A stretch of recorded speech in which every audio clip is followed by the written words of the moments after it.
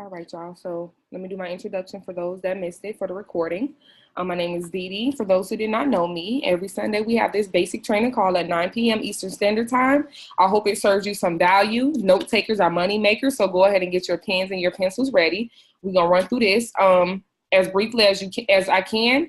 I want you all to take notes and ask questions if you have any, and I'll answer them along the way. So we got a lot of responses in the group chat. Let's see. So most people finish their basic videos. We got a couple people that's completely locked. Kimmy, stop playing.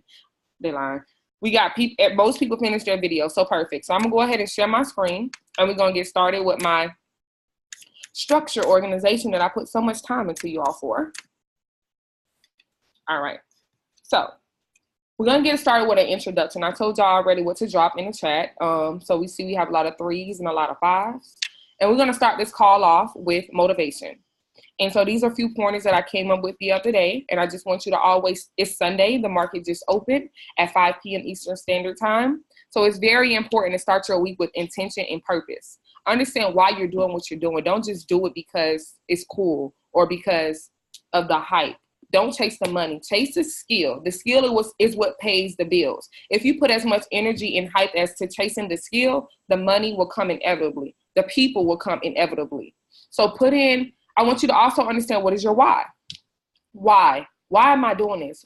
What do I envision as a greater purpose as a result of my actions? Think of your why. Also, I want you to always sharpen your greatest tools. And your 2 greatest tools is your mind and your heart. If you have a clear mind and a clear heart, things will righteously fall in place, if you ask me. And like I tell a lot of people, I keep it real. So if you're offended, please let me know if I offend you.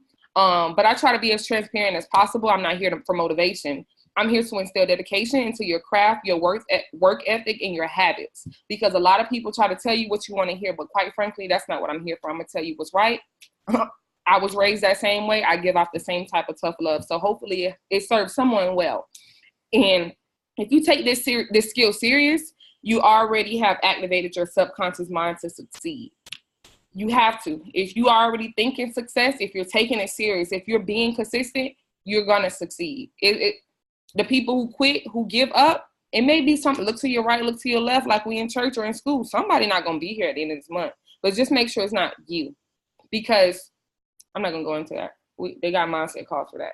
So hope that was good. If Tramel, if we have something dropped in the chat, let me know because I can't see it. All right. So first and foremost, if you're new, make sure you can screenshot these slideshows as well. I'm giving you permission to. So if you want to take notes later in case I'm going too fast, that'll be fine as well. 57 people. I'm proud. Thank you so much. So Can you go back to the previous slide? Say it again. Can you go back real quick? To the motivation? Yeah, so I can screenshot it. Yes, ma'am.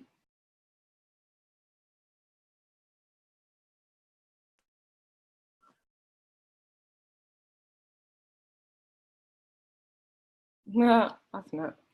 I don't give a damn. I don't do it. Okay, you got it? All right, so these are the apps. You can screenshot it. I'll briefly explain it really quick. MetaTrader 4, I'll go over it in a few. It's the app that we use, our money-making app. I want you to also download Japanese candlestick patterns. That is what the icon looks like. That's to help you with price action and understanding candlesticks. The Forex Hero is a new app that I came across the other week. So this is my first time speaking it to people outside of my team. It's very good to help you understand fundamental analysis. And for those that don't know what fundamental analysis is, it's basically when you're looking at the news from each economy and understanding how it will affect the currency pair, whether it'll make it buy or whether it'll make it sell. So we'll get into that a little bit later. TradingView, that's for the people who don't really like analyzing on the MetaTrader 4 app. A lot of people like tradingview.com, but they also have an app. And then Zelle for those who use Hugo Wave for deposits, that you can utilize the Zelle app, or some banks have it already installed in their mobile app. And last but not least, I couldn't find an icon for it, but IML TV app. A lot of people are unaware of that option. IML TV, they have an app where that way you can watch live and recorded calls on the go. No excuse. They have Forex Basic live calls from top educators and traders who go live every single day. So we'll talk about that.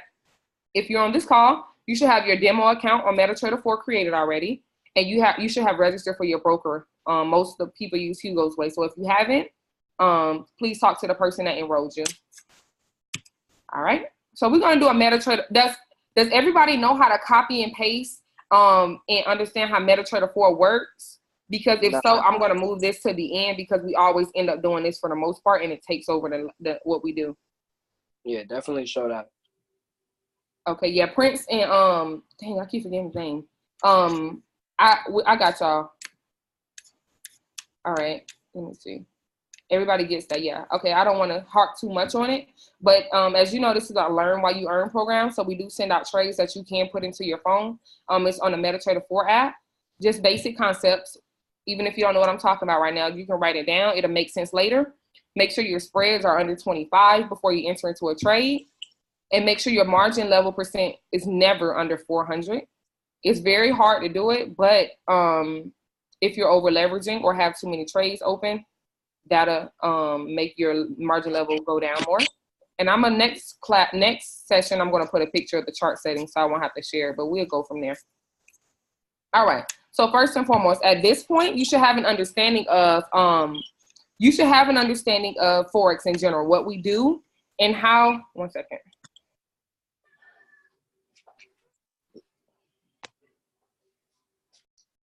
You should have a general understanding of what Forex is, what we do. Basically, we exchange currency pairs and we profit off the difference in the fluctuation in value. So I like to be a little interactive. So let me do something really quick. Let's see here. Who I'm gonna call on? And if I ever talk to you, don't think I'm picking at you. It's only gonna make you get better. I promise on everything. Hey, Kiwan, if you're able to, please take your phone off mute. I have a question for you.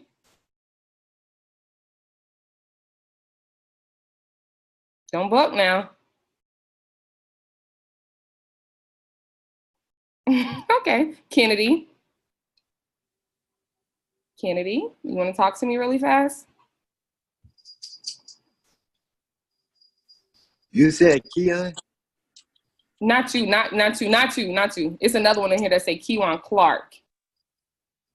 Sorry, I forgot you had that name too, Grant. All right, nobody don't want to talk to me. It's fine. I'm gonna call on QC. QC for the win all the time. Let's see here. Who's scared? Look, nobody want to talk now. Let's see. Ask me the question, man. I'm giving it a try.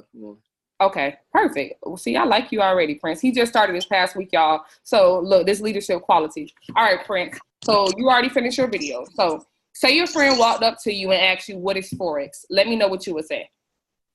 Forex is, it deals with cryptocurrency as well as Bitcoins. And most people profit on it by buying and selling and trading at the right time. Well, even if it's not the right time or close to the right time, to other, what can I say, clients or vendors, something like that. Which gives people the opportunity to profit off of certain. It's not shares and stocks like that, but not shares and stock, but yeah, that's what I'm looking for. Currency pairs. Yeah, so that's my version of Forex. Perfect. I think that was quite well for your first week. Definitely. So that's really the gist. I just wanted somebody to be comfortable with how you talk, because I find that's the hardest part, because if you don't say it out loud, you know, in your head, you know what you're doing. But if somebody asks you, you don't want to stumble, because, you know, outsiders already think what we're doing is a scam, or what we're doing is not, you know. Let me see what this chat hollering about. Yep.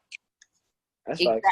But that's what everything though. Like even down to the for those that's, well, I don't know, for most people that rap and sing and stuff like that. So if y'all are like not comfortable with speaking out loud, then you have to. You got to do it. The only way you can overcome something is by doing it. So that was perfect. So personally, when people ask me what is Forex, I say it's just a market, and Forex stands for foreign exchange. And what me and my fellow investment team does, we exchange currency pairs on the market and we profit off the difference in the value. You keep it simple. And when they start asking questions, then you answer it accordingly, because you don't never want to say too much, because it can dissuade them. And you don't ever want to say too less either. So that was good. Thank you so much. All right. So we're going to move forward with, so y'all know what Forex is and what we're doing, exchanging currency, including cryptocurrencies, and we can also exchange stock. All right. So Thank you so much, Prince. Of course. I'm gonna mute everyone now. All right. Perfect. So now, so for those, I'm trying to move this chat box. Sorry, y'all. All right, so let's go back. No. All right, so as we know, most people know, the market is open from Sunday at 5 p.m. Eastern Standard Time, and it closes Friday at 5 p.m. Eastern Standard Time. And so we actually have an advantage because we are one of the largest financial markets in the world, and we're generating $5.3 trillion a day. So with that being said, unlike the stock market of any country, but specifically the United States, which is only open during the it's open during the week as well, but it closes every day because it's only based off United States currency. But here at the foreign exchange market, it only makes sense that we're open 24 hours a day because we're dealing with other countries. And of course, they're on different time zones. Now, for those who didn't know, cryptocurrency is open on the weekend. That's open 24/7. Why? Because crypto is not a formal government regulated currency. That's a general aspect. So throughout these so within these 24 hours that the market is open, there are different sessions within the markets that we have labeled. And as you can see here, and as I stated at the bottom, you can screenshot it. You can find these sessions at www.forex.timezoneconverter.com. And when you go in there, make sure you choose your time zone based on where you stay. I had to choose Eastern Standard Time. And it'll always show you the markets when they're open and when they're closed. Which sessions are open and closed during the market's opening. So you have to understand the difference of these sessions. For example, we have something called the London session. And if you live on the East Coast, it's open at 3 a.m. And so some people get I want y'all to understand the why behind everything that we do. That way it becomes easier to understand. The reason why we have these sessions, all it does is indicate when that country economy has started. So the London session is 3 a.m. for us, but at 8 a.m. in the morning is when London's economy is open. That's when businesses start opening. That's when the government starts generating money with other countries and within its own economy. That's when different companies, that's when the world starts for London. It's 3 a.m. our time, mostly 8 a.m. for them. Same thing for New York session.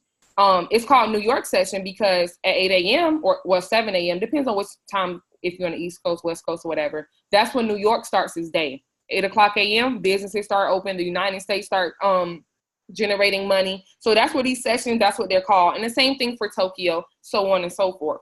So during these sessions, when you start trading on your own, which is the ultimate goal, it's very important to trade a currency pair that matches the session. All currency pairs move throughout the day, but they move faster when they correlate with the session that they are in. So with that being said, for example, if we are in the London session, it would be ideal to trade the Great British Pound or the Euro. Why? Because that's when those currencies would definitely be moving. And for those who didn't know, the London session is one of the most lucrative sessions. Most money is made. A lot of pairs move very fast.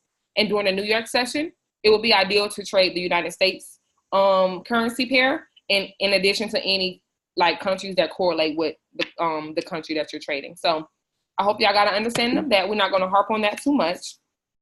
So some people never get a chance to understand when they should not trade. So prime example, I'm glad tomorrow is Memorial Day. You should never trade, like Adeze said in your basic videos, when there's a major holiday. When the banks are closed, we are closed, basically. So Monday is a holiday for the United States, Memorial Day. So all the United States banks are closed. Now, if you remember your major market participants, remember, we don't have enough money to move the market. The major market participants, which is the government from different countries, different banks, hedge funds, different people who work for corporations, these are real life people that are trading for the economy. And so you have to understand they have a quota to meet. So they are the people with billions of dollars that trade and push the market. We are just retail traders who are just trying to catch the wave. So when there's red folder news, when there's hot news, I wouldn't trade it because it makes the market move unpredictable. When there's a holiday, I wouldn't trade it. It doesn't mean the market is closed, but that currency would just be moving slower. And then during NFP week, if you don't know what that is, feel free to Google it. But just a general aspect, it's a United States statistic week. It's a day, but most people don't trade for the entire week because it is a week when the United States have a statistical data of the employment rates, and the NFP stands for non-farm payroll. So it's a measurement and a data calculation of all the jobs that's non-farm. And, you know, economics, you have to measure how many jobs are available, how many people are working, because it affects the economy. So NFP week is also unpredictable, which is the first Friday of every month, but please Google it. And also you can Google the dates, and so you can know ahead of time when it's coming up. All right, so a lot of people say, so what should I be doing? I watch my basic videos. What should I start doing? We'll talk about that later. But I want you to also understand the currency pairs that's best for people that just begin. So you can screenshot this. These are some of the pairs. They don't move as volatile. I wouldn't say, don't say 12 or 13. I meant to scratch that out. Gold and silver, I wouldn't suggest that. Gold is pretty, it does what it does, but it's very volatile. If you don't have at least 150 in your account, your live account, I wouldn't advise to trade that. So these are some common pairs that beginners use to study, to look at, to trade on, because they move a little bit slower. And make sure they're trade, whatever pair you choose, make sure you're trading it with the correlating session. So everybody got that? Perfect. So what session should I trade my pair? Y'all can screenshot this. These are the currency pairs, and this shows how many pips that it on average moves during a certain sessions. Of course, it's missing the Asian session, but as the New York and London, as you can see, so for example, as I was telling y'all, for EUR USD, it'll move the average 76 pips during the Tokyo session, but during the London session, it moved 114 pips on average. Why? Because of the euro. The euro is a part of the London economy. So it definitely moved as against the United States dollar, because the United States economy is really closed during the London session until it hits the overlap. But you'll understand that once you understand the time zones. Then New York session, as you can see, 92 pips, which is more than Tokyo, because the United States dollar, that matches that currency pair. So take a screenshot of that. Let me know if I'm going too fast as well, you guys. So on and so forth. These are like major currency pairs, major and minor. All right. So let's talk about how the market moves. Let's see what somebody said. Uh-oh. What they say, Tramel? Dang. So it's best to trade when the pips for that session are best on average? 1 second. I think I can see it. Let me see who said it. All right. Wait. Oh, so it's best to trade when the pips for that session are best on average. You can trade pairs anytime, but as I was saying at the beginning, it's best to trade it during the correlating currency pair. Is that kind of confusing for like people who just started? Let me know if it's not making sense, please, because I have an advanced mind, so sometimes I don't explain it thoroughly for beginners because I can't remember how I used to think when I was a beginner. So basically what I was saying, the country's own economies is going to always move best during their own session. So it is, I guess you can say it's best for when the pips, but I wouldn't just base it off of that really. Because there's also session overlaps too. Okay, love me. She just started too. I love her energy. Okay, so perfect. So 3 ways the market moves. As basics told you, the market moves up, which is a buy, and it's also known as a bull. The market moves down, which is also called a sell, or people may refer to it as a bearish market. And the market also consolidate, which means it moves sideways. So we're going to get a little bit more in depth into those and what it looks like and the type of movements that it makes. So on the buy, dang, Tramel, I wish I had your thing. On the buy, which is called an uptrend. I told you it's called bull, or they call it long as well. All right, so I want y'all to understand that when the market is moving up, it makes certain types of movements. So if you haven't looked at a chart yet, or if you will, understand that the market never moves in a straight line. It never moves in a straight line. It has to move. It makes impulse moves, it pulls back. It makes impulse moves, it pulls back. It makes impulse moves and it pulls back. But overall, it's making one trend. So when the market is in an uptrend, it'll always start from the bottom. It'll go high, it'll pull back and come down. It'll move back high, come back, pull back. It'll move high again, right? And that's what we call higher highs and higher lows. It is making higher highs and higher lows. Let me know if it's not making sense, y'all. Each high point is higher than the previous one in the uptrend. and each low point is higher than the previous one in the uptrend. And that's why we call it higher highs and higher lows. Does that make sense to the beginners? Talk to me, please. Oh yeah. Yes. Yes. Perfect. Thank you. Didi, can you explain that again for me? Yes, no problem. Okay, so when you're in the uptrend, right, the market is moving up, but it never moves in a straight line. And I can go to a real chart if y'all want to see it like that. All right, perfect.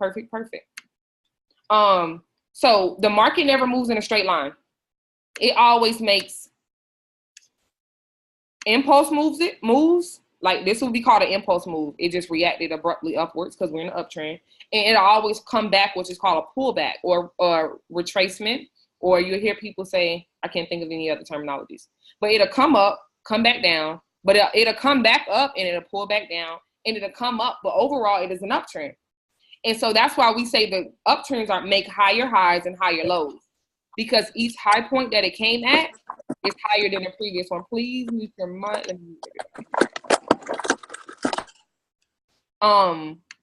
Each high point is higher than the previous one that is made. And each low point is higher than the previous one that is made. Right? So let's think of it realistically. Say you were in this trade. Say you were in this trade, even if it's a beginner, just follow along with me, y'all.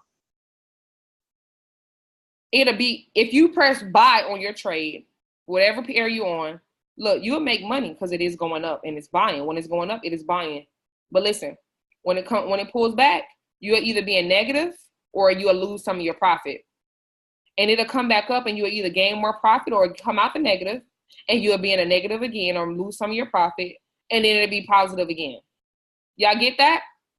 And so that's why we say do not counter trade. If you are in a buy, only try to catch the up movements. Don't try to catch sales too, because you never know how long it's going to sell. Because in the uptrend, you're going to have long buys and short sales. Long buys and short sales. Long buys. And so the trend is your friend. If you're in an uptrend, only aim for buys. And once you get a better understanding of how the market moves or how your trading plan or what's your daily goal, if you're not a swing trader, you shouldn't even be trying to catch an entire trend anyway. So does that make sense, everyone? After I do sale and consolidation, we'll go to a real chart and I can show y'all more hands-on. Perfect. Thank you so much. Same thing for a downtrend. So like I said, the market never moves in a straight line, right? It always make an impulse move in the right direction and it'll always pull back, right? Impulse move, pull back. Impulse move, pull back. And so in a downtrend, which is also called bearish, or you'll hear people say short, it makes lower lows and lower highs. So somebody tell me what uptrend make. What does the uptrend make? Higher highs and higher lows. Perfect. Thank you so much. So yes, definitely. So when you're in a downtrend, it makes lower lows and lower highs. And as you can see, based on this picture here, you see it made the impulse moves down, it pulled back. It made an impulse move down, it pulled back a little bit. Impulse move, pull back, impulse move, pull back, impulse move, pull back, impulse move. But overall, it's in a downtrend. And that's where trend lines as such come into play. But we'll get into that later in the PowerPoint.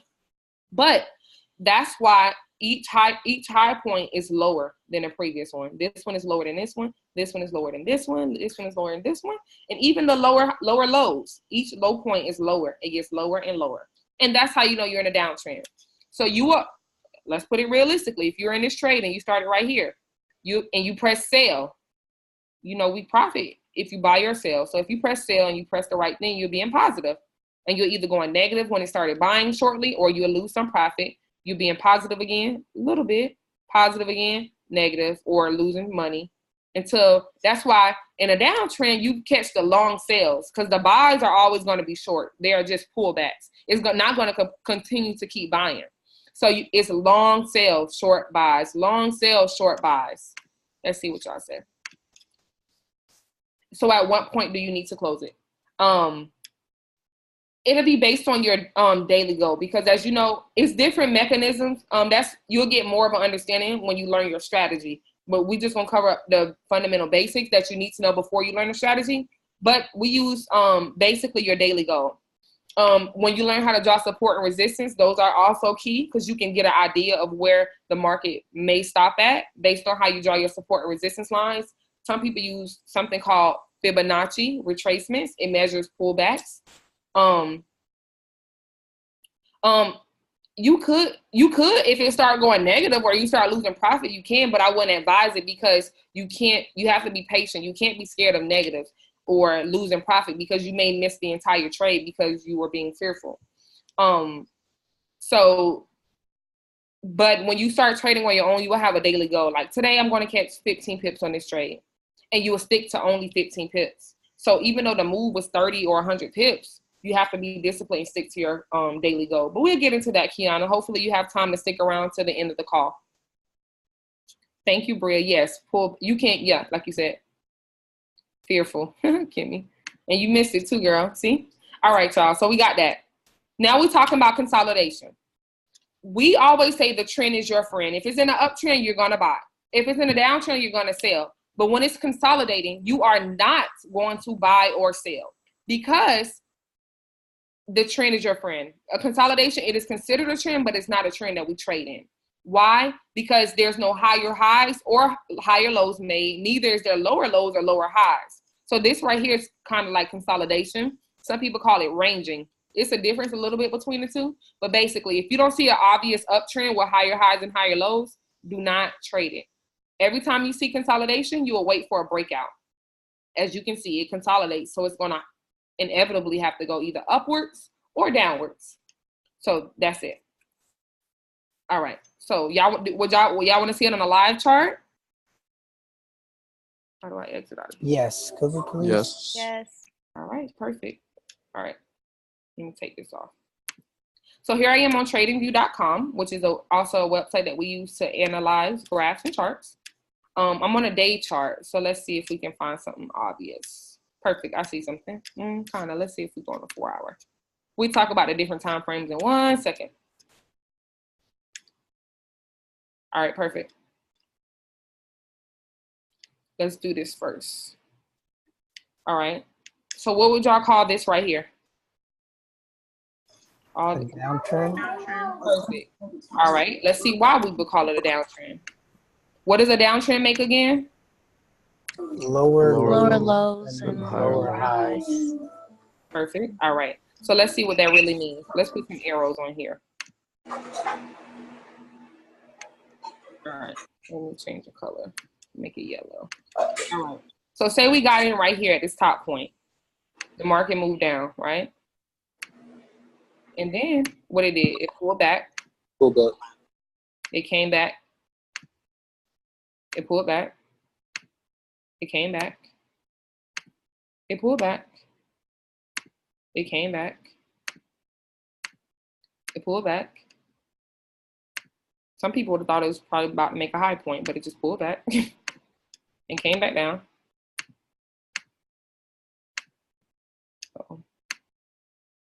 Came back down. So as y'all can see, what do you see? It created, let's get an ellipse.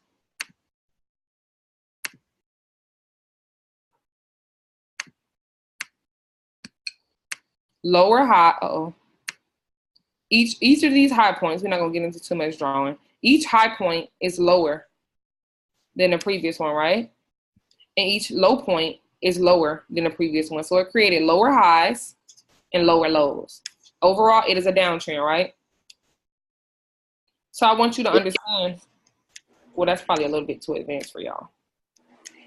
What time frame is this? This is 4 hours. We'll talk about time frames in the next slide. So let's look at this right here.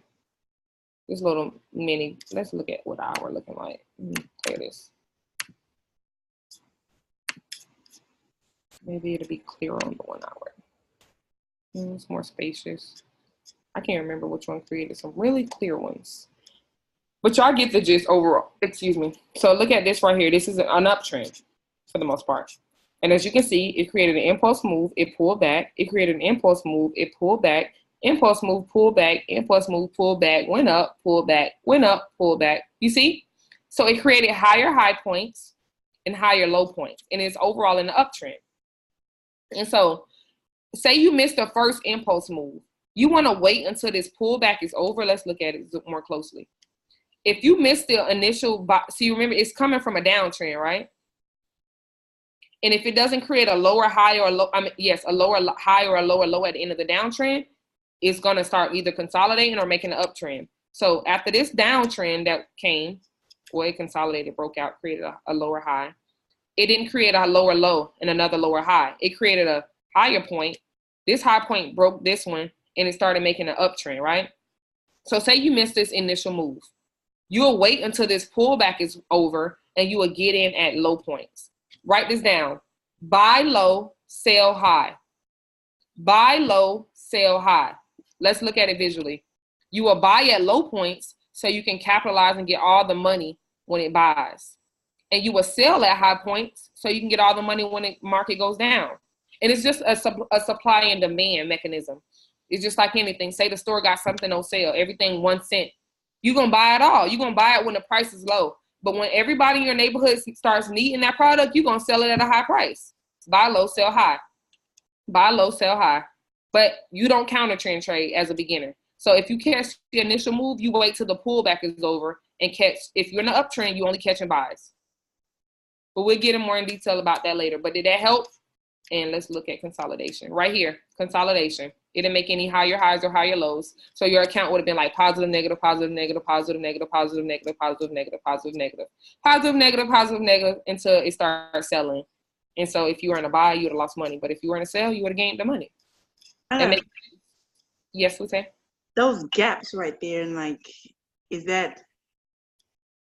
It's a little bit advanced, but that's where the market opens back up, and it made those drastic moves. So it's a gap, and typically gaps fill themselves back up. As you can see, it covered that gap eventually.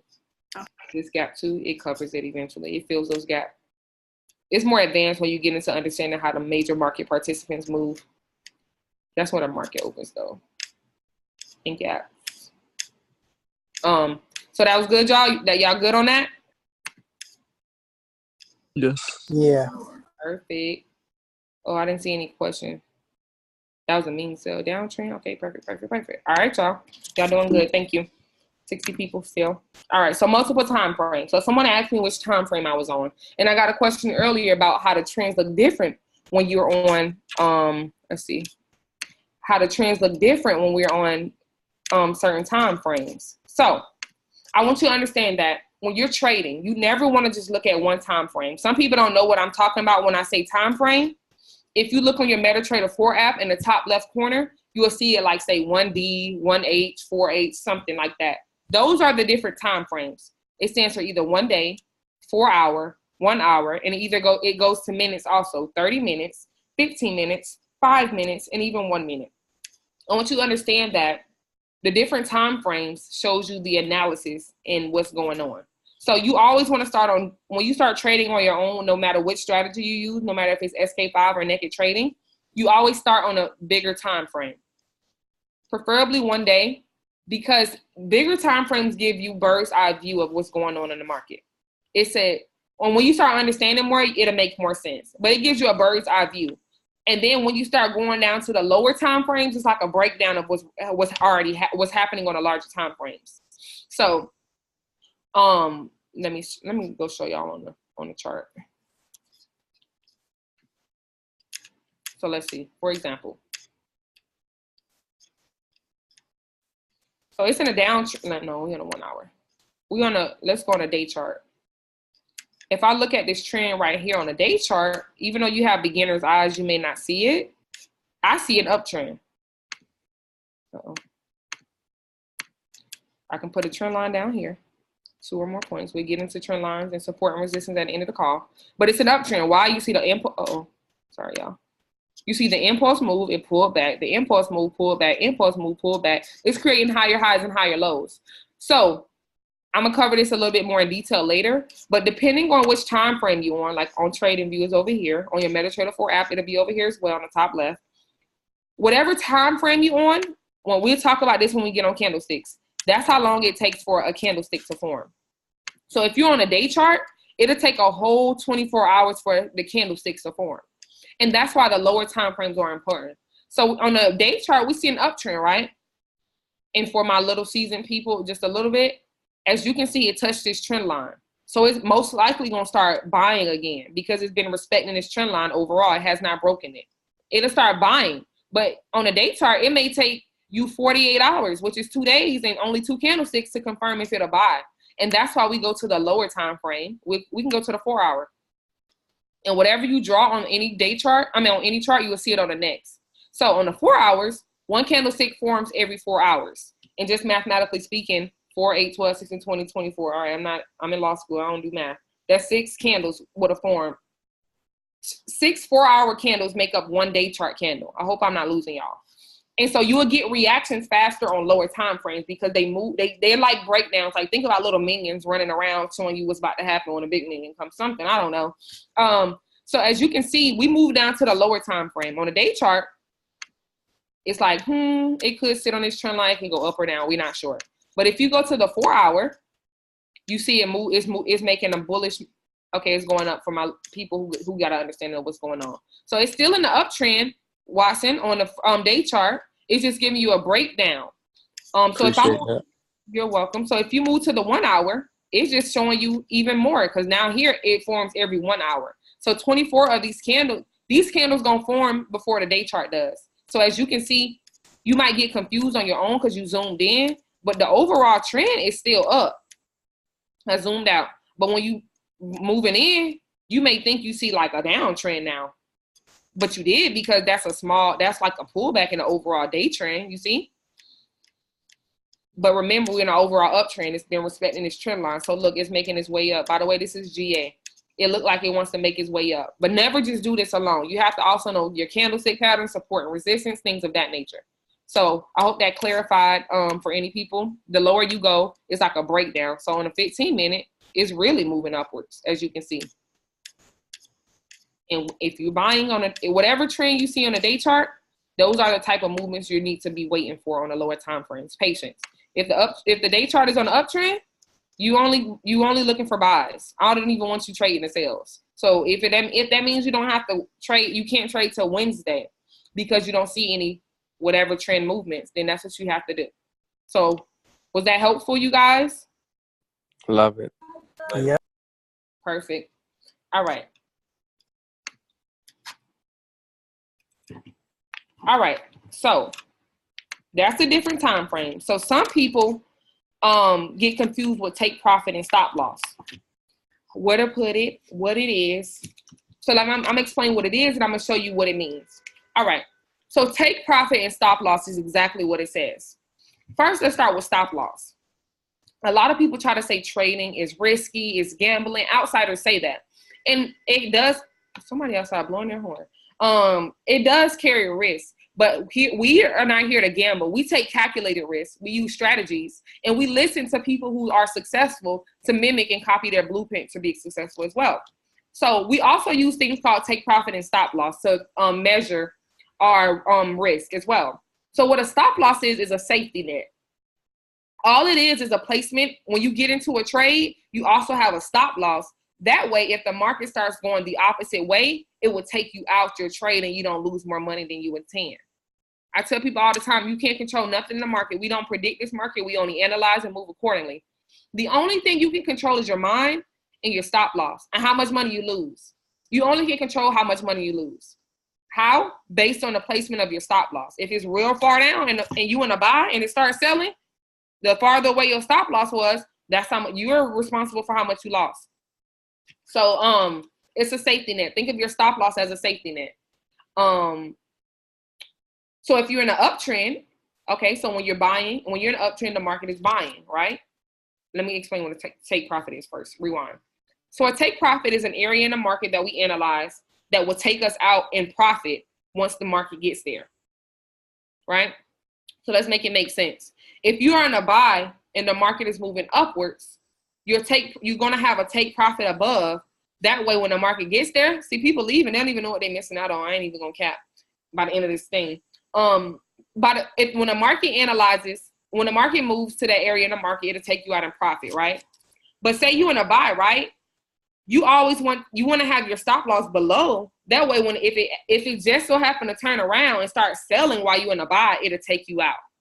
Same thing goes for a sell. If you're in a sell or a downtrend, your take profit will be below because you're analyzing, okay, it's going to sell. Once it hit this area in the market, it's going to take me out in profit. But your stop loss will be above in case it starts buying. It'll take you out the market and you won't lose more money than you intend.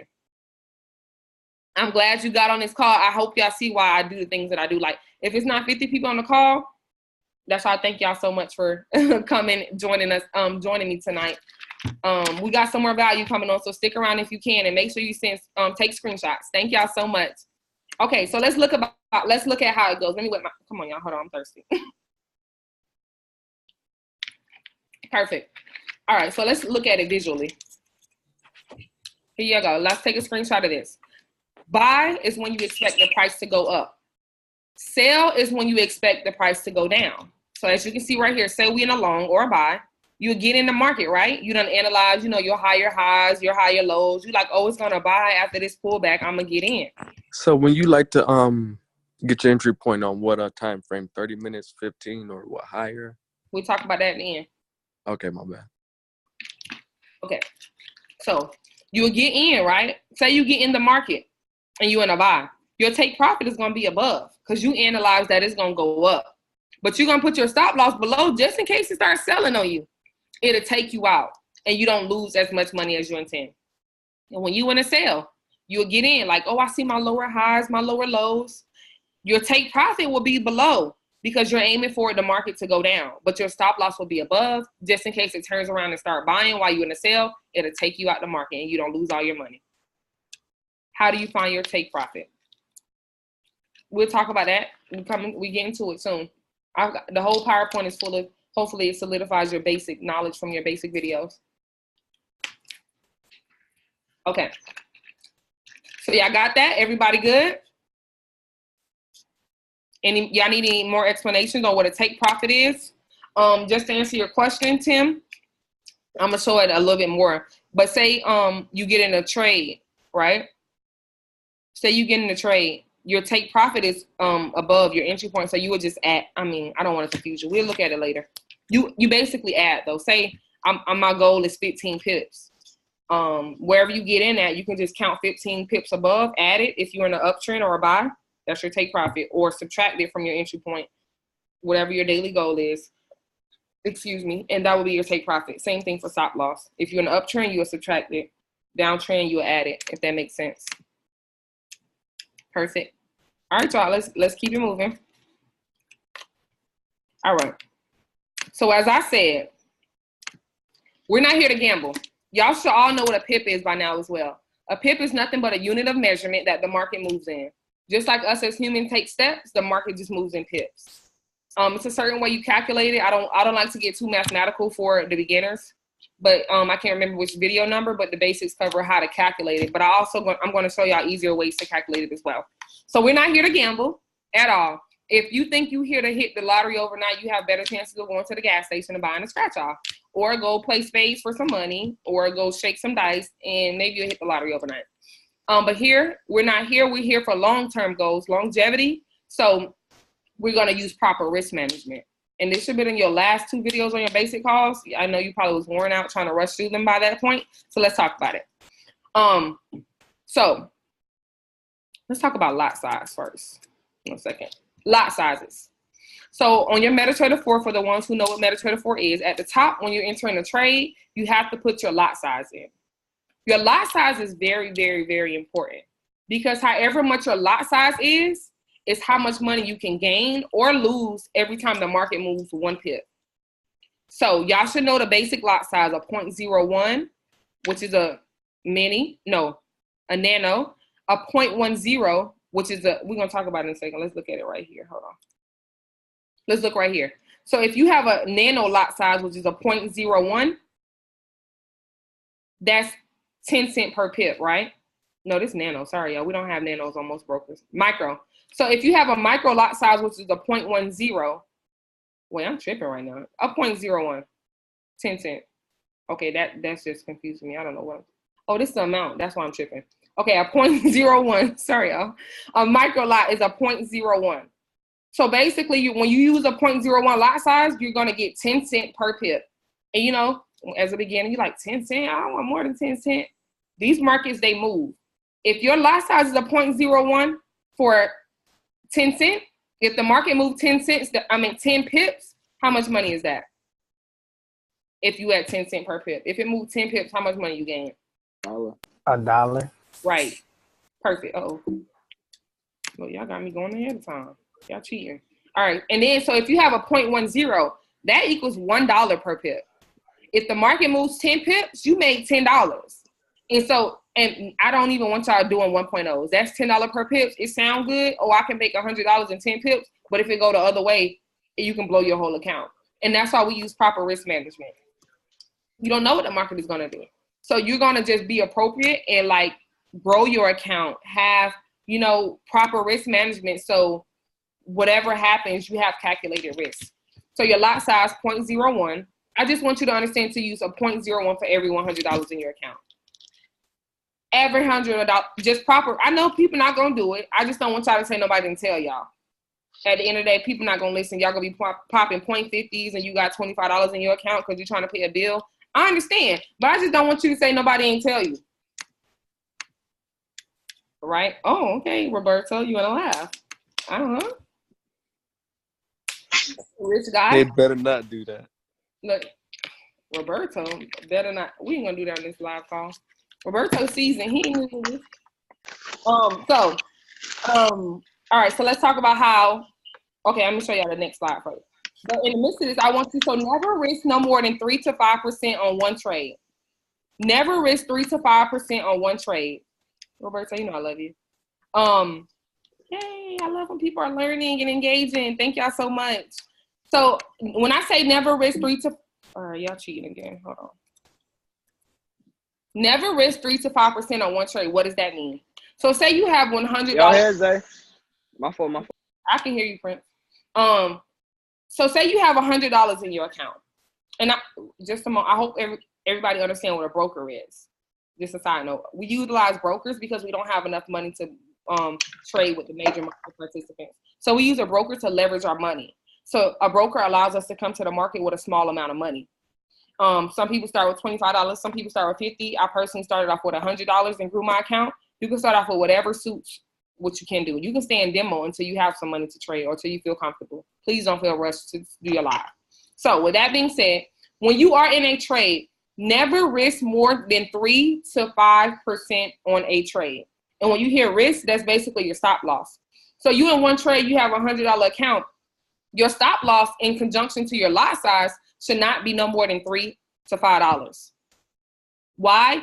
It shouldn't be no more than $3 to $5. And that way it should give you comfortability. You shouldn't be hawking your phone trying to see if it's in positive or negative because you already put in your mind, my stop loss $3. I'm good with losing $3. If it hit take profit, yay. If it hit stop loss, I'm good. We're going to live to trade another day. So 3 to 5%, you have a $100 account, 3% is $3. If you have a 0.01, that's 30 pips away. But if you have a 0.10 trying to be greedy, that's only whatever many pips away. Y'all do the math. So that's why your lot size is important. You don't want to be greedy and you do not want to over leverage because you can blow your account. If it's buying, you'll be in positive. But if it go the other way and your lot size is big, you can lose that same amount of money that you thought you were going to gain just because you didn't analyze it, your chart correctly, or because you took somebody else's signal and didn't analyze it. So that's that. So I want y'all to have proper risk to reward ratio.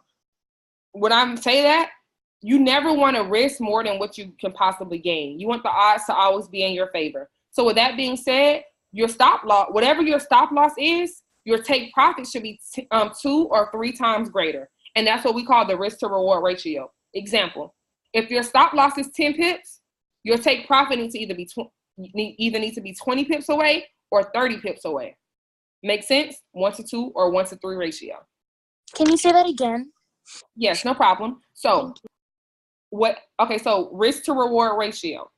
When you're in a trade, you never want to risk more than what you can potentially gain. It's like when you go to the casino, you think it's a 50-50 chance, but it's really not. It's really 51-50 because they always put it in their favor. They'll let you win sometimes, but they're going to win overall.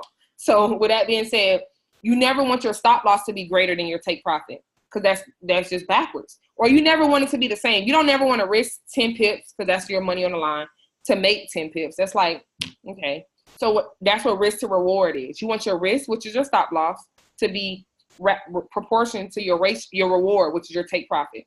So if your stop loss, which is your risk, is 10 pips, for example, you want your take profit to either be 2 or 3 times greater to make it a 1 to 2 or 1 to 3 ratio. So your take profit should be a 20 pips or 30 pips away. That way you gain more than what you had on the line. Does that make sense? Yes. Perfect. Okay. So some people asking, so where do I place my TP and my stop loss? That's why I just told you. Whatever your stop loss is, that's what you can control in the market. So if you're willing to risk $3 on a trade, which it really shouldn't be more than a 0.01 on a $100 account. But if you have a 0.01 and you say, okay, oh, it's a perfect example up here. Make sure y'all screenshot this and read it later until it makes more sense. So say I'm willing to risk $3. All right, so what is my lot size? A 0.01, that's 10 cents per pip, 10 cents per pip. If I move 10 pips, that's $1. I'm willing to risk $3, so my stop loss can be 30 pips away, and you'll put it 30 pips away from your entry point. And so if your stop loss is 30 pips, your take profit needs to be at least 60 pips. Perfect. So was that good enough, you guys? On proper risk management? Yes. All right, perfect. So y'all take a look at this. This just a chart. Wait. Can you go back? I was gonna screenshot that. Yes. Thank you. You're welcome. So let's go right here, y'all. This is very helpful, so you won't have to do the calculation yourself. So here, this is actually what I screenshotted when I first started. Don't even pay attention to standards. You shouldn't be popping those standards unless you have a large enough account. So whatever, this tells you the lot size that you use, how much it moves per pip, and then if it moves 20 pips, how much you'll lose. If your stop loss is 40 pips, how much you'll lose. If it's 60 pips, that's how much you lose. So as you can see, the bigger your lot size is, the more you can lose or gain per pip. But we're talking in relation to stop loss, because that's most important and what you can control. So if you have a 0.02, that's 20 cents per pip. If you have a 0.03, that's 30 cents. 0.04, 40 cents, so on and so forth. And when you get over a 0.09, you are now into the mini lot sizes, which is the 0.10, which is $1. And if you change it to 0.20, $2, so on and so forth. That's how much it is for 20 pips, 40 pips, 60 pips. Perfect. So easier ways to calculate your stop loss and take profit. I don't want to harp on this too much. I did it on previous calls, but you can download an app called FX Calculators app. FX Calculators app. And if you click the one that says take profit and stop loss, you can literally put in the trade that you in, like the currency pair, your base currency, which should be United States dollars, because if you're in the US, it'll ask you like which trade you in, so on and so forth, and it'll calculate it for you. And so most people get confused on the part where it says trading size units, and all they saying is this. You can either Google trading size units and go to images, this will come up. But basically it's just trying to calculate your lot according to your lot size without asking you lot size. So what if you intend to use a 0.01, wherever it asks for trading size units, you put 1,000. But say you want to use a 0.02, your trading size units will be 2,000. So on and so forth. I typically do that visually. Amir said, I noticed that MT4 and TradingView current prices are different. Personally, I only mark up my chart on TradingView. So when I put in a trade, I kind of get confused with calculating stop loss and take profit. Yes. So that's when brokers come into play. Different brokers, you have to understand these are market participants as well. They get their money as well. So they are the people who give us analyzation points for our markets. So different brokers have different, their numbers are slightly different. You can just compare and contrast on the two different charts if you want, or I don't know if you can add Hugo's Way as your broker on TradingView, but we'll talk about that, Amir. But brokers is the reason why it's a little bit different. But if you have the MT4 app on your MetaTrader 4 on your computer and you log in, it should be your same broker, because I know you have it on your computer. So for the ones that didn't know about this, you should Another easier way, in addition to the app, okay, perfect. We'll talk, Amira. In addition to your FX calculator app, there's another option on TradingView where you can measure your take profit and your stop loss. And we'll get into that more late. This all applies once you start getting into your own trades. But say, all right, just an example. We're just gonna put a line here, act like it's our support line. I know y'all like the visual, so let's do this. So say for the newer people, you have to know how to draw support and resistance line. You'll get to that later. But say I drew one right here and I'm like, okay, I know it's about to buy, whatever. On TradingView, you can come over here to the 7th icon, 1, 2, 3, 4, 5, 6, 7. Go to these tools. If it says long, that means buy, as I told you. If it says short, that means sell, as I told you. So we analyze that it's gonna buy. So we'll click long position. We'll put this on our support and our resistance line. And as you can see right here, you can measure your TP and your stop loss for you based on the amount of pips. So the number in the middle is always the pip amount right here. So say I say, well, it don't look that much. Let's go on a 4 hour. So it can be like more realistic. Where did it go? Okay. All right. Let me delete it, y'all. Let me do it again. Long position, we think it's gonna buy. We put it on our support and our resistance line. It'll make sense later, y'all, for the newer people. We look at the pip amount. So say our daily goal is 50 pips, right? No, let's say our stop loss. We say we cool with losing $3. No, let's say $5, and we put it. No, let's say $3. We got a 0.01, and our stop loss is 30 pips, right? Y'all see 30 pips right here? It's like 30.2, but 30 pips. So that means our TP has to be, 2 or 3 times greater. So it either has to be at 60. We're going to put it at 60. That's 2 times. So this is a 1 or 2. The pip count right here is a little off, but I don't want to spend too much time. So as you can see right here, it says risk to reward 2.03. So basically, we have a 1 to 2 ratio. And so over here on the right side, this is your take profit for 60 pips, 1.841, whatever. And your stop loss is the red number on the side. And your entry point is, of course, the gray number, if it shows. Where is it? It's usually wherever entry point that you get in at. And so that's another easier way some people like to calculate their take profit and their stop loss. If you want to screenshot this, I can just click this right here so you can see which icon is under. See, you have about 3 seconds.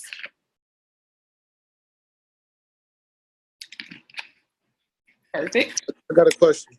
Yes, Jethro. So if your stop loss hit a 0.01 lot, your stop loss is $3. Should be like $3. Should the take profit be $6? Is that what you're saying? Basically, to be rational, yes. Okay. And once you get comfortable making small profits, that's when you'll be more consistent and be able to take bigger profits. But you don't want to just always go for $100 profits. Once you get comfortable in what you're doing, you can start doing bigger lot sizes. But you want to not play when you don't know anything. You don't want to be trading blindly. I have a question. Yes, ma'am. My problem is I understand all this, but when I'm trying to put it on to practice myself, I have no idea what I'm doing. I got lost. Yes. Okay. Perfect. And it kind of makes sense. How long have you been trading? I'm new. I haven't even. I'm trying to learn how to do it. I'm just a baby. Okay. Perfect. So that's not just be comfortable in being a beginner. I would suggest to make sure you understand all this stuff, because what I'm telling you right now, this is not a strategy. These are like the basic foundations. When you're building a house, you want a solid foundation. So I want you to make sure you understand all of this first, and then afterwards, the person who enrolled you or one of the leaders or some of the calls that we have will teach you specific strategies on what exactly to do on your own when you get into your own trades. That's my frustration, because I'm watching this. I'm plugged in. I'm watching this, but when I download everything, and I'm like, okay, what do I do next? Yes. So initially, you can copy and paste trades if you are in the Push 1000 group message, where trades are sent, and you can copy and paste if you don't know. If for the ones who don't know how to copy and paste, we'll go over it at the end of this call. But once you start learning how to trade on your own, You can either use SK5, which is Dr. Spiller. I don't know if you know who he is. It's a strategy that he uses in conjunction with the harmonic scanner. He gives you 5 steps, and there's a lot of videos he gave us. It's best to take notes and copy that. Or you can do something that we call naked trading. We don't use any indicators, like barely, and we come to the chart and mark it up ourselves. But it's just really watching strategy. You have to watch your specific strategy video, make sure you don't mix any, and then you just copy what it's doing. So I'm not sure who enrolled you or if you finish your basic videos yet, but if so, then you can talk to him about SK5, I would suggest first. Okay. Thank you so much. You're welcome. Okay, y'all. So these are the easiest way for stop loss and take profit. All right. So sometimes you hear people say, move your stop loss and profit or take partial profit. When people say move your stop loss and profit, for one, you must be in profit already. And what you're doing is basically you're having a risk-free trade. So you remember whatever your stop loss was. So Jethro, like you said, say you was willing to risk that $3, but the trade went your way. You in profit now. Now you can move your stop loss above your entry point if you're in a buy, or below your entry point if you're in a sell. That way you have a risk-free trade now. Your $3 not on the line anymore, because now your stop loss is where you entered in at. And basically, if you do lose money, it's not money that was yours already. Does that make sense, y'all? I know some people like to see it visually. I'm going to put a picture in this PowerPoint. Y'all want to see it visually? Yes. Yes, please. Yes. All right. Go to the chart. All right. So say we in this trade. All right, let's see. Let me see what y'all saying. Can't see. All right. So say we got in this trade for a buy at this green line, right? So we in a buy. And so that means, let's see, a red. Our stop loss would be, say this just made it $3. We got a 0.0. Uh-oh. Sorry, y'all. Let me make it red. A horizontal line. So say our stop loss, I'm going to make it white. Say this is our stop loss down here, right? This is where we got into the trade. And say our entry point is, let's make it blue. Say we aiming up here. Say that's like 60 pips. Say this 60 pips, our stop loss 30 pips. We got a 1-to-2 ratio. So we got in the trade right here for a buy, right? And it started going up as we analyzed. It started going towards our take profit. Our entry point was right here, this number, that green number, basically. And our stop loss is down here. What you literally doing, like you on your MetaTrader 4, you can either click the cursor app at the top left or MetaTrader or on TradingView. You can take your stop loss and you literally move it above your entry point in the buy, right? It's already up here somewhere going into your take profit, but you move your stop loss above your entry point. That way, if it doesn't hit your TP just by chance and it does turn around and start selling, it will not take that. Remember that once $3 you had on the line, that was far away from your entry point, is now above your entry point, and now you have a risk-free trade. You're not risking that $3 you once had. If it does hit your stop loss, it's no money that you initially. It's not your initial capital, basically. Y'all get that? You'll still be in profit. Yeah. You can be depending on where you put your stop loss and profit. Right. Okay, got you. So it all depends. Once you redo it, you could still be in profit if you choose to redo it the correct way, or like this, how you just have it set up right now. Mm-hmm. And like you said, say our take profit was up there, but we was right in between there.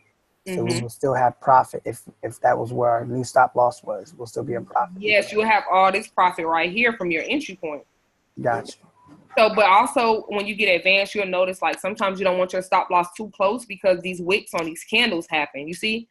So let's just show you a little bit. These candles can hit your stop loss and really go the right directions too. So that's why it's kind of like you'll get the hang of it. Trial and error will work on which pair, how pairs move. But yes, that's essentially the point. That was excellent. So if you were in a sell, it'll just be the opposite way. Say this white one was our TP. We analyzed it was gonna come down. This is our stop loss. It started coming in profit. You just move your stop loss above your entry point. And now, if it just so happen to turn around, you either have you have a little bit of profit, but you're not risking that initial stop loss money that you had. Make sense, y'all? Yes. All right, I know it may be a little confusing, but you'll get it eventually. So this is how you modify your trade.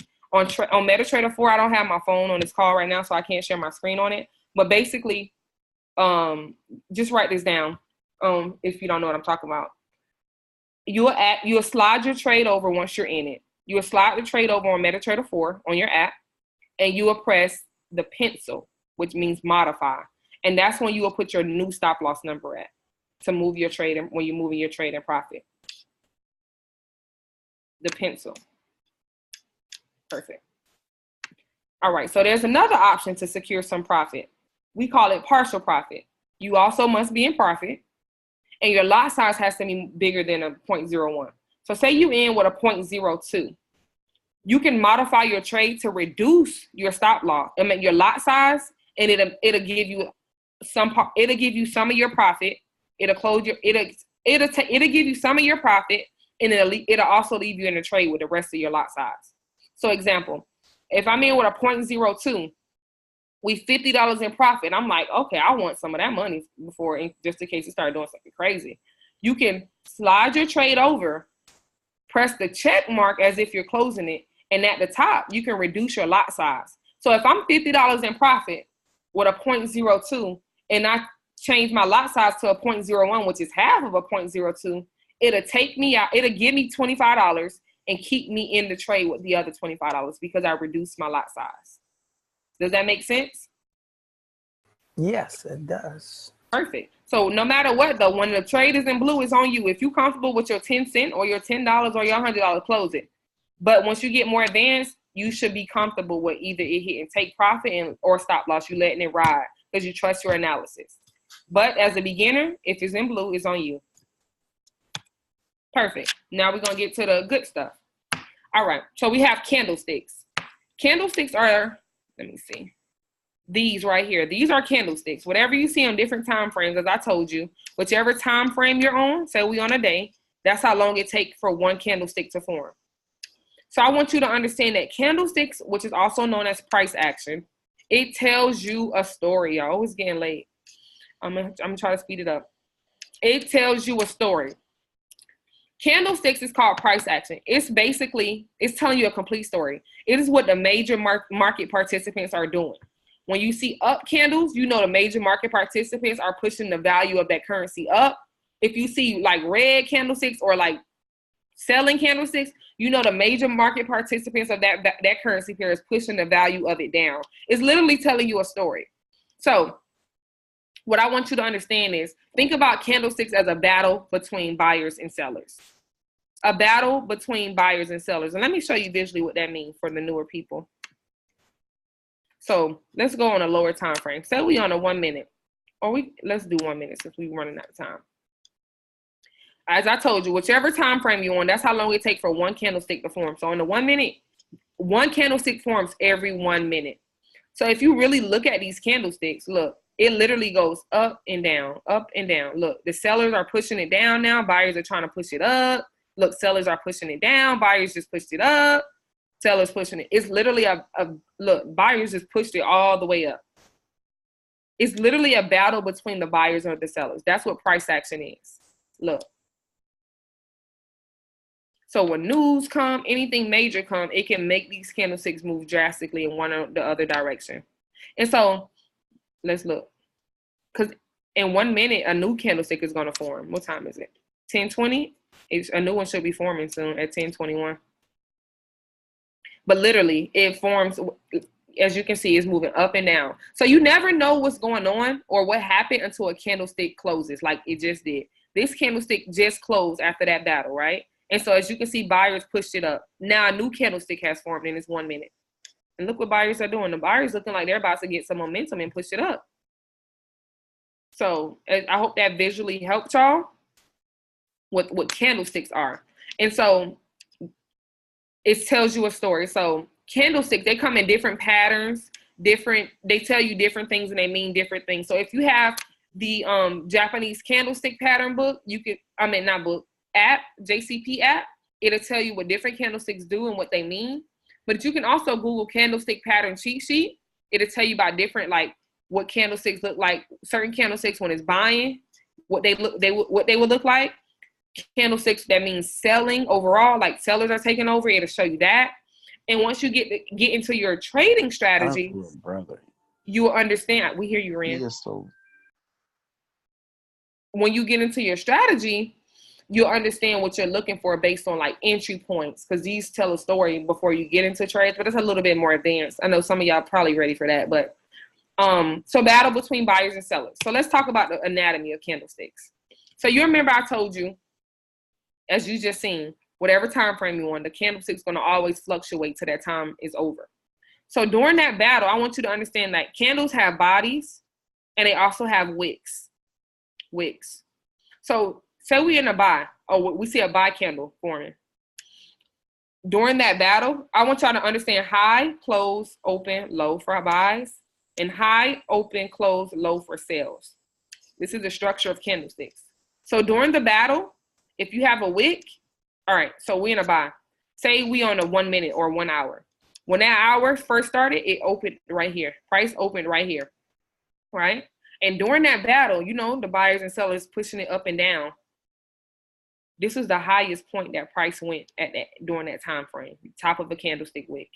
But you know, the candle didn't close yet, so anything is liable to happen. If you have a bottom wick, that is the lowest point that price went during the battle. And if you're in the buy, the top of the candlestick, when that hour over, like we in a 1/8, the hour closed, that is where price closed at. Same thing for a sale, just backwards. It'll open at the top because you know we're going down. During that battle, highest point, lowest point on that hour or whatever time frame you want ends, that's where it closed. Everybody good on that? Is everybody good on that? Any specific questions y'all have this time? Oh yeah, QC, y'all can get this PowerPoint. You know it's coming. I'm gonna revamp the QC information group chat. When do you want to enter your trade through what time frame, like the most Watson, that is your favorite question. Yeah, because I'd be like 15 minutes. Stuff, but it's, 15 you said minutes. 15? 15 or 5 minutes. Yes, it depends on which currency pair you're in. But most y'all be. Okay, so any specific questions? We're running out of time. If y'all want me to keep going, I will for the ones that can stick around. But I know what time is it? 10:30. Oh, I gotta call my team at 10:30. Any specific questions? New people, older people. The next slide is support and resistance and trend lines. But I want to make sure y'all don't have. Yeah, if there's anything common. What trading style would you suggest for beginner, like scalp trading, day trading? Perfect question. I was going to add that in the slide. Okay. It depends on you, your schedule, your personality. So if you're scalping, it works on lower time frames. So as you can see, price moves very fast on lower time frames. So if you're very emotional and things of that nature, I wouldn't suggest scalping because, you know, you can imagine like, is it buying, is it selling, is it buying or selling? Like, but some people have patience and can do that and can understand. Most of the people in our group, we're intraday traders. We enter and exit trades within the same day. We don't hold them too long, but once you get more advanced and you have more money in your account and you don't have too much time on your hand to be on the charts all the time, you can become a swing trader, which they catch overall trends and make more money, and they're not on the charts as often. Okay. So it's just, I want to have an absolute answer, especially because I'm recording this call, so I don't want people to be like, Dee said. So it's just really based on what fits your schedule, you know, what you can take and withstand. Okay, thank you. You're welcome. Any specific questions, anybody? Y'all know what go on y'all trading plans? Because OJ typically talks about support and resistance. I was just going to cover the basics of it in the next slide. So let me know if y'all have any questions. Now, don't be scared. Y'all can screenshot this, though. I covered a little bit. So support and hold on, let me move this group chat. Support and resistance. These are one of the essential things you need to know how to do when you learn how to trade on your own. Support and resistance is it. To get further understanding, you can go to your technical analysis tab on your IML Academy, and it'll have a video about support and resistance. But basically, when you come to a chart, a naked chart, you want to analyze your chart and look at areas in a market that has constant touches. Now, I found that some people try to separate support and resistance, but it's really all in one. Because if you take a look here, even if you knew, just take a look, y'all. This is a line, right? So I want y'all to think about support as the floor, resistance as the ceiling, right? So say I drew this line on this graph, and I'm trying to say, is this a good area of support and resistance? Because you got to see, remember major market participants. Just think of it. They pushed price up to here, it came back down. They pushed price up to here, it came back down. They pushed price up to here, it came back down. This is a common area. Every time it get here, it does something. Think that. Every time it gets here, over here, it was resistance. It was acting as a ceiling. But when price broke through it, it became a floor and it started supporting. So this is a support and resistance. Or let me draw my line here. Price supported it pretty well. Or up, or if you're in the chart and you see it up here, this is a good area of resistance. So for it to be valid support and resistance line, you need 2 or more touches. 2 or more, preferably 3, as you can see. Y'all got that? I'm gonna show y'all visually. Since y'all sticking around with the kid, I appreciate y'all. I really enjoy teaching basics. Let's go to the charts. All right. So say we on this chart, right? You by yourself. Let's clear this chart. Remove all drawing tools. And if you tune into the price action call, Oge typically goes over price action. So say I come to this chart, we on a 4-hour. I'm like, okay, where do I draw support and resistance? What was Didi talking about? Mind you, this line right here, that's just what current price is, what the current candlesticks are. So don't pay that no mind. And this isn't a strategy. This is just fundamental basics. So yeah, we already know it's in an uptrend. We know that. We already knew that because we did our trend. So now we let's look for areas in the market that supported and resistant price. Now it's never a right or wrong answer, but there is a common area that most traders see. So you will get your horizontal line, get it to your color, however you like it. Let's look at where price commonly touched. Let's put a line. I'm gonna look at my previous low point. Let's see how that goes. Let's put a line here. Mind you, support and resistance, to be honest, are really zones. They're really zones because a line is too absolute. So it's typically like an area, like literally like an area, because price does certain things. So let's look. So this is how you validate and check your support and your resistance. Let's just take the zone off. I just wanted y'all to know that it's really a zone because price can do certain things and a line is just too absolute. All right, so we put it here, right? Let's see why we put it here. It's acting like a floor. It's acting like a floor, which is support. It broke through a little bit. It was a ceiling temporarily, but it acted like a floor. Oh, it touched it several times. It came close to the floor, acted like a floor, broke through, came through. It acted like am I saying it right? Okay, yeah, floor. Oh, it became a ceiling once before. It didn't break through either. It respected that. It was the floor. All right, let's keep scrolling back. Let's check how strong this area is. Whoa, a candle even wicked to it and didn't even break through it. This is a strong area. Look, price came over here. It broke through, turned into a floor. So it was a floor. Then it became the ceiling to all this price right here. Price didn't even come past this. Oh, this is a good area of support and resistance. Let's keep scrolling back. Right? Now, you can have more than one support and resistance area on your chart. You never want to draw too many, but when you're trading, especially naked trading, you always want it to be relevant to price. Price is right here. I'll put one right here. Price is right here. I'll put one somewhere above. I wouldn't put it way down here. Why? Because price is way up here. It's never going to come down here. And when I say relevant to price, why? Because your support and your resistance areas, we use those as entry points once you start learning how to trade on your own and you learn a strategy. You only get into trades at your support and your resistance areas. We ain't not just jumping into trades blindly. So we got one below current price. Let's put one somewhere above in case it starts buying and we want to get into a trade. So let's look at this previous low point right here. That's a good area. Let's look. All right. Price, look, as you can see, price may even get there. Y'all help me mark up my charts for the week. All right, so let's check it. We're looking at this top line, y'all. All right, so it acted as a floor for a moment for all this price. It was the support. It supported it. But it did previously act like a ceiling to this because when price got up here, it acted like the roof, came back down to our next one. It came back up, then it broke through and became the support. So it was resistance for a second. It started supporting it. Let's keep going back and looking. It was resistance to all this price. It was the support to all this price. Okay, we got common touches. It touched here, broke out a little bit. That was probably a fake out. y'all getting the gist of support and resistance? Areas in the market, common areas in the market. As you can see, price commonly came up here. And that's why I said it's not a line per se. It's more so a zone, because as you can see, this is a perfect example. If we say this line is that, but it'll be better if we would have had like a zone. Because then we can say, oh, price never broke through this zone, but it kind of broke through the line. That's why lines are too absolute. All right. Let's keep scrolling back. That's how you check your support and your resistance. You scroll back in time to see how these are strong areas of, look at the bottom, y'all. Date from June 2016, June 2016, price stayed below these lines all the way until it didn't come up above those lines until March 2018. For 2 years, price stayed below this resistance line. It barely broke through, and it definitely didn't go through your other one. It still stayed as resistance to all this price until October 2018. It broke through temporarily, came back down under these lines, y'all. Look, these lines stayed as resistance until February 2019 came up.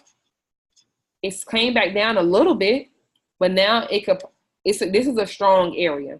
This is a strong support and resistance area. So it can either drop drastically as it's been doing, or after 2 years of staying below, it might make a drastic turn on the upside.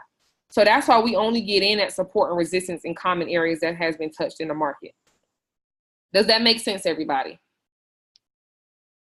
Y'all talk to me, please. Yes, it does. Yes. Quick question.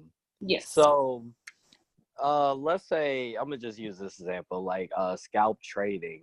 If I decide to do that, how far back do you suggest like I should look? Should I look like all the way far back, like years, or? Okay, great question. When you're a scalper, you don't typically look at the bigger time frames, because when you're scalping, you're really going for like the minute and 5 minute candles as entry points. You just going, when you're scalping, you just literally scalping, like just getting a little bit and taking it as you go. So as a scalper, you will be on the lower time frames. So you would do your support and your resistance on a 30-minute time frame for the most part, either 30 minutes. Yes, I believe 30 minutes is quite ideal. So when you scroll back, since one candle forms every 30 minutes, it'll be too far back to be in another year. So you can scroll back to check on the 30 minutes, and then you get your entry points on the 1 minute and the 5 minutes, or sometimes 15. It depends on your style of scalping once you learn your strategy. So it'll be different for you. If I scroll back on the 4 hours, you'll end up hitting like 2016 really quick. Or if you're on a day chart, you'll be in like 1990 really quick, because it takes 1 day for one candlestick to form. Okay, thank you. You're welcome. Any other questions? Come on now, I know y'all got questions. 45 people, y'all stuck around this long. Don't speak now or forever hold your peace if you're not, even if you in QC. I have a question. Hi, Kimmy. Hi. Do you get rid of your support and resistance once your trade ends and then redo them every day, or do you just do them weekly? You adjust them accordingly. So we mark up our charts on Sunday when I have y'all drop y'all trading plans, right? And if price already got there or passed by it, you have to adjust them. But that's most likely you won't adjust the ones made on a day chart within that week, because it'll take forever for it to reach there on the lower time frames. But the ones that you make on a 4 hour and a 1 hour, those are typically hit throughout the week. So if it passes it or something, you can move them and adjust them accordingly. Okay, cool. Thank you. You're welcome. Any other questions? Y'all want to talk about trend lines? Let's see what else I got. I got trend lines. Let me show y'all what I got left and tell me what y'all want to hear, because I'm gonna do 10 more minutes. Trend lines. What a trend line is? How is that? I need to talk about trend lines. Your strategies, trading plans. What should be on your trading plan? Use your resources. Trading plan. All right, y'all just screenshot this so we can do this next time. I'm gonna close this. I'm gonna get y'all can just screenshot it. Hold on, let me make it full screen. Hold on, who said that? Resources. All right, perfect. So a trend line, if you're in a buy, the trend line is underneath. If you are in a sell, the trend line is above. You need 2+ touches for it to be a valid trend line, and 3 touches to confirm it. Your trend line needs to actually be touching the candlesticks. I think I'm gonna have to show y'all this one. I think it's worthwhile. The last thing. It needs to actually touch it. If it breaks your trend line, it's a possible reversal to a different, the opposite trend, or a fake out or consolidation. And y'all can screenshot this next slide. And I'm gonna show y'all hands on. So listen, if you are in the uptrend, we typically, if you are in the uptrend, your trend line needs to be below it, right? So you can see the uptrend. You remember the higher highs and the higher lows? It'll make it above the trend line. It'll pull up. It might not always touch it every time it pulls back, but it'll pull up. It'll respect that trend line, right? As long as it stays above your trend line, it's going to stay in that trend overall. That's why trend lines are important as well, in addition to support and resistance. If you're in a downtrend, your trend line is above. Y'all, please, it sounds elementary, but some people, when they get on their own, they do it backwards. Sometimes people try to put it above on uptrends. No, it's below on uptrends, above on downtrends. On downtrends, as you can see, it'll hit it, come back down, hit it, come back down. As long as it does not break your trend line, you are continue in that overall trend. It has to touch. The more touches, the more valid, as you can see. Right? Now, if it breaks out of your trend line, so say we were in this uptrend making higher highs and higher lows, right? For this to be an uptrend, it has to make a what? Another higher high, right? And another higher low. If it go the opposite way, clearly it's not making another higher high or higher low. It's either going to start making a downtrend, or it's going to start consolidating, or it could be a fake out. Example over here is a downtrend. It was in an uptrend. Imagine this didn't happen yet. It was in an uptrend. You drew your trend line underneath for the uptrend. It respected your trend lines. You were catching buys all day, all week.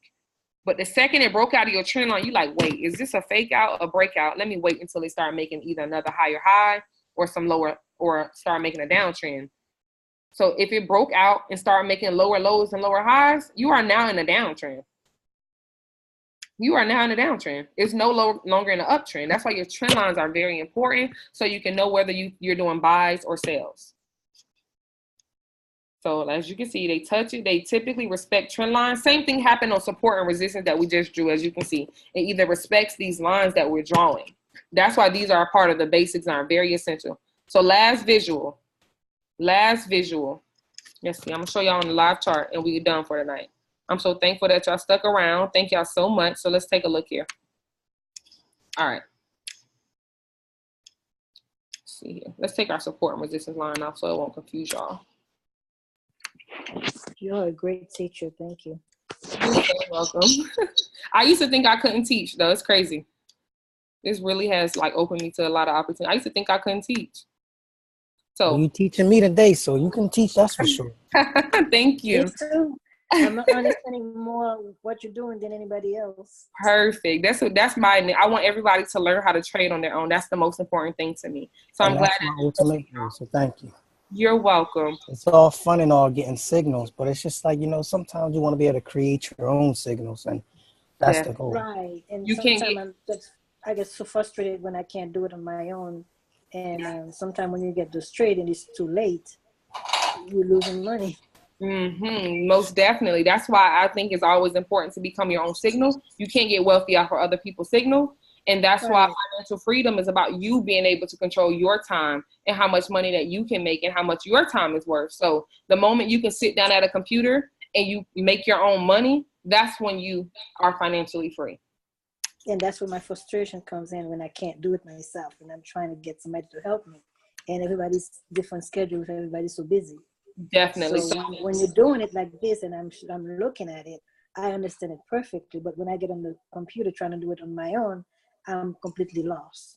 It's okay. It's okay. I'm glad that you joined the call tonight. It'll take repetition and consistency. But as long as you keep trying, it's going to inevitably get better and it's going to inevitably get easier. So I commend your dedication and your effort. So just have vision and understand where you could be at this point next year.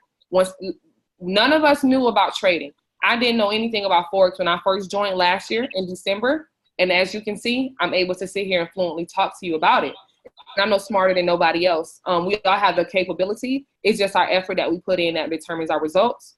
And I also say, when you teach, you learn twice. When I was doing it on my own, I knew what I was doing, you know. But once I started having a team and starting to have to talk, when I started talking to other people, I had to know what I was talking about, or I used to read off my notes. Whatever it takes for you to advance yourself in understanding, that's what you have to do. So if you need to talk to somebody or write your notes and act like you talking, like, this is a trend line.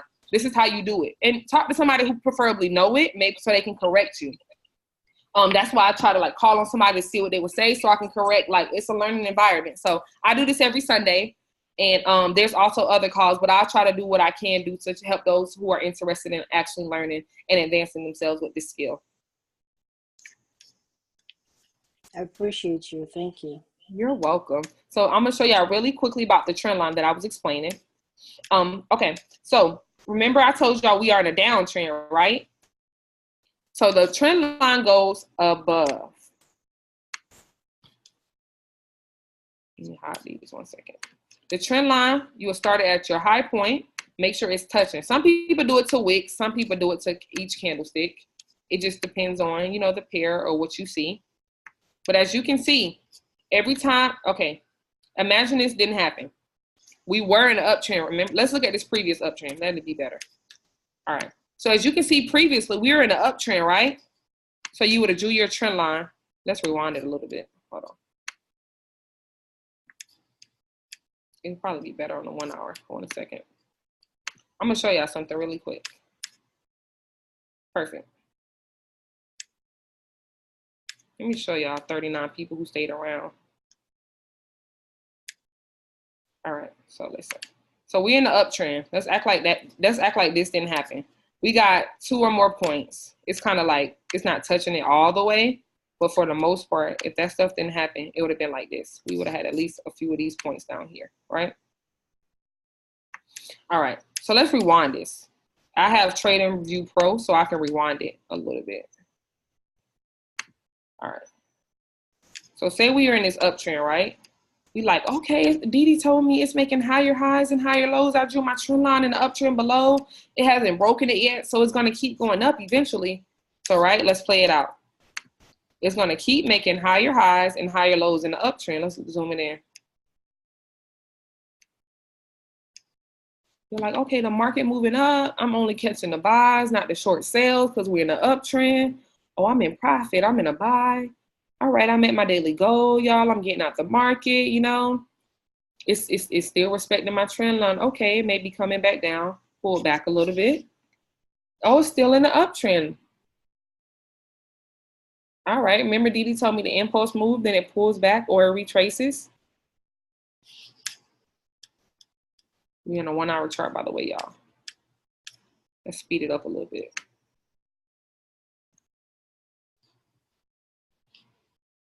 Y'all, you see it's still in the overall uptrend because it's respecting that trend line. Even though it pulled back for small short sales in this overall buy, it's still in an uptrend overall because it has not broken our trend line. We're like, okay, it's wicking towards our trend line, but it's still going up for the most part, right? It's in the uptrend until it breaks your trend line. Oh, pause. Watson, if you're still on the call. Some people see smaller trends. Okay, so listen, this is perfect. All right. So you know we're in an overall trend, right? And we only catching the buys. And somebody else asked me earlier, I don't know if they're still on the call, like how do you know like when you out the short sale or the short buy? You can draw like many trend lines within the overall trend, by the way. And it's going to continue doing what it's doing until it breaks it. So we're in an overall uptrend, right? We're trying to make sure it's in an overall uptrend, but say it's a small pullback. And so you can draw a trend line on it, like, you know, the smaller moves within. And so it's going to be in a downtrend until it breaks that uptrend if it does that. You see? Y'all see that? Until it start doing it again.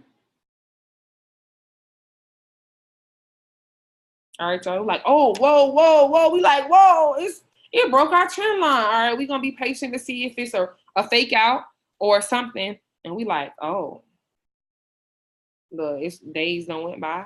It's the next day. We like, whoa, it look like it's creating lower lows and lower highs, right? We don't know yet though. We letting it play out. Oh, it's creating lower lows. This is a low point. Let's see if the next low point is created. Oh, this is another low point because it's starting to pull back. This low point lower than that one. Didi told me a sell is lower lows, lower highs. It's creating lower highs and lower lows. Hold on. This is not an uptrend no more on this 1 hour chart. And it broke our day trend line, right? So y'all see how the trend lines are helpful because now we're no longer in an uptrend. We're now in a downtrend. So what would you do? It gapped because the market closed. So this trend line been broke. We'll delete that. But as you can see, now your trend line, you have to draw a new trend line. Now don't you got to draw a downtrend line? Yes, even though within, because look, it's starting to make lower lows and lower highs. Mm-hmm. And it broke the uptrend from the day chart. Right. So now it's a completely different. It's no longer an uptrend. It's a downtrend. Yes, and you'll be catching sales as opposed to highs. Okay, gotcha. Appreciate So if you that. were already trading as a buy, would you just change the trade to a sell, or would you just completely start over? Whatever your day chart is, I as a beginner, I would advise you to stick. So if the day chart is an uptrend, only catch buys. Because these are low. This is the hour. So it did change. If this was my day trend line, it would be like, okay, I don't want to confuse y'all. If it sells, if it's a downtrend, catch sales. If it's an uptrend, catch buys. Yes, you can say that until you get into your strategy and you start seeing how it's stack specific. If that made sense, Raquel, I hope I didn't confuse you. Side note, if you know market patterns, anybody know what this is? Side note, this is just a Head and shoulders. Shoulders. Yep, look, we can go over here to patterns. Look, you got the shoulder, the head, and the neck shoulder. And what does it do after a head and shoulder is formed at the neckline? What does it do? Downtrend. Sell. Yep. How y'all know that? Let's go look how y'all know that. This is a side note, and then we done for the night because my eye's starting to hurt.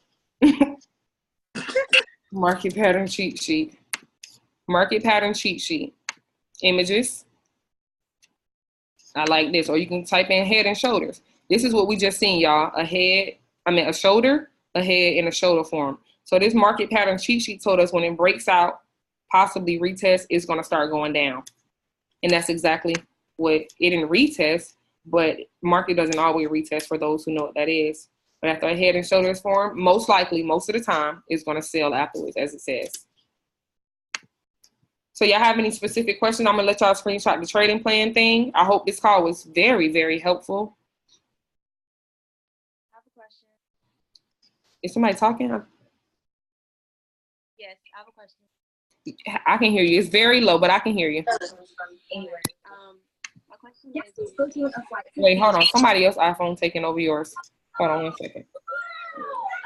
Can everybody put their phone on mute except for the individual that's talking?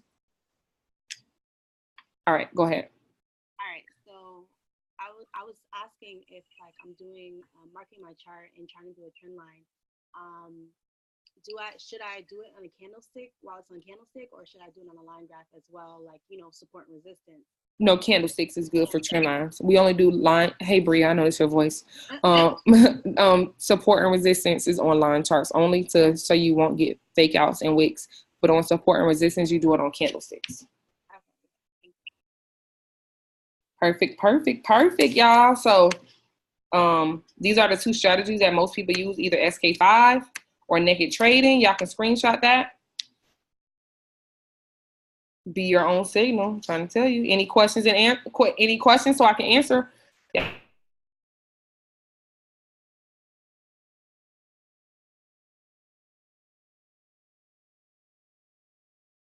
Yeah, come on now. Don't be scared. Write down what trade you in, your balance, your lot size, your TP.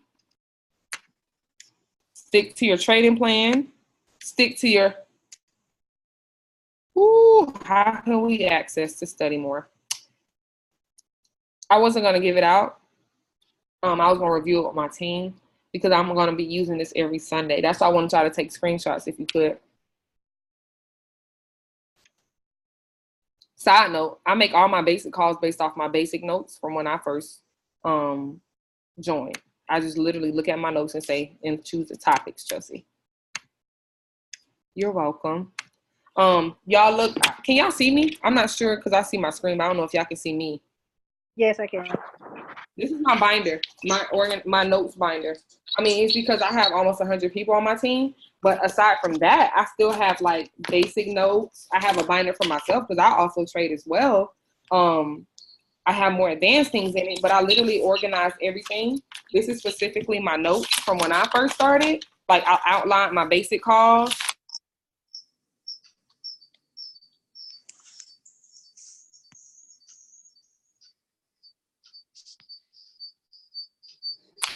And you can start trashing some notes when you start understanding stuff like, oh, I know what they're talking about. That's what they were talking about. I also have the thing that you see on the computer. I abide by it, or I send it to my team members for your compound interest plan. Let me explain compound interest really quick for those. Compound interest is when you grow your account gradually. So being comfortable with making a small amount of money and it adds up. So yes, you make $10 today and you had a $50 account, you only got 60, but tomorrow you're only gonna make 12, but now you have 72. The next day you're gonna make 14, now you have 86. The next day you're gonna make 18. It sounds like it's nothing, but now you got 104. You compound interest in practicing discipline. So your trading plan should consist of your plans, trading days, time, one pair as a beginner. Affirmations, I want you to be consistent. Let's look at this next one. Here, y'all can, y'all can screenshot this. Let me do a full view.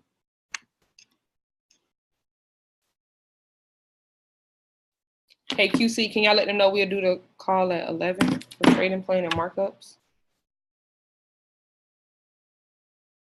Y'all got that? Last one. Make sure you use your resources. These trainers calls, ask questions. I don't care if you feel like you're annoying people. That doesn't make sense to pay your monthly fee and you don't know what you're doing because you failed to ask or talk to team leaders. As helpful as I am, people are still scared to ask me questions. So why be lost? I mean, I know people do it. People in high school, that's how some people get bad grades on tests and because they never ask questions to the teacher. IML TV, very helpful. They have a Forex Basics. If you log into your IML, on the left side, you can click IML TV.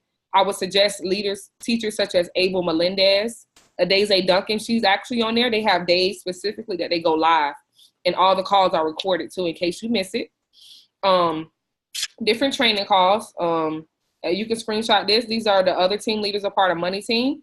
I do the basics. Jordan does mindset. Tuesday is price action with Oge, like candlesticks. Wednesday, Quell does about how to trade the news. And then Thursday is more of an IBO aspect. Let's see here. Yep, buy low, sell high. Good job, Ludney. That's good. Downtrend, yep, buy low, sell high. Yes, ma'am. And you just started this week. Yes, ma'am. No more questions? If that was all, I'm so thankful that you guys took the time out tonight. Thank you so much, everyone. I hope it's beautiful, by the way. You are thank you so much. You're so sweet. Thank you. I thank you for allowing us to learn something from you today.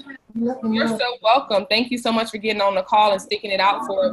You know, when it's fun, you don't even notice time going by. So I can catch y'all next Sunday. If you have any specific questions, you can write them down. You can write me, and we can go over it next call. You're so welcome, Jakiria. Let me know if y'all need anything.